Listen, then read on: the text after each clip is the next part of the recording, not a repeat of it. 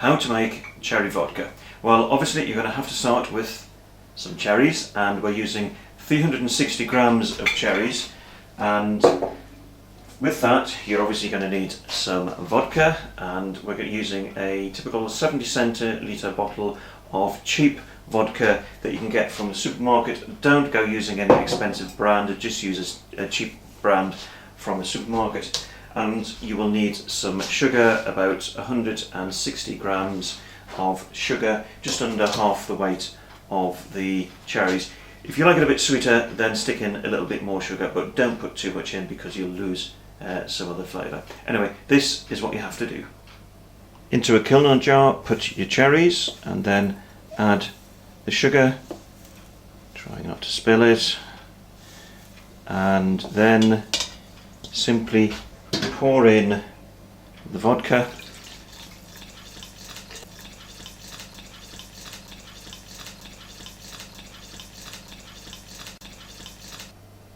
So once everything's in the Kilner jar, close it down as we have done there, and then you need to give it a shake. Now before we do that, you can see at the bottom that's where the sugar has settled, and it will normally take a few days before the sugar dissolves. It won't dissolve immediately. What you need to do is to give it a good shake up.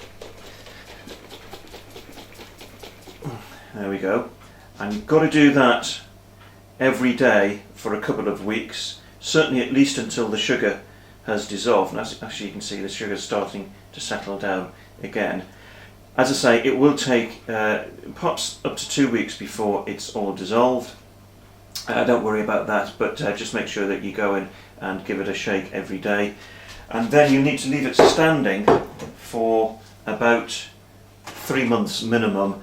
After the first month, give it a shake about once every 2 or 3 weeks. Now here's one I prepared earlier. We actually set this one underway last year, so we're about to bottle this one up. I try to use plastic or wooden spoons and spatulas to separate everything out, because I'm not entirely convinced that straining it through a metal sieve doesn't slightly taint the taste, and this way, at least with the plastic, it avoids any fear of that happening. Now when you have separated the fruit out, you put them to one side, and you can use them in fruit salads or toppings on trifles or cakes or ice cream.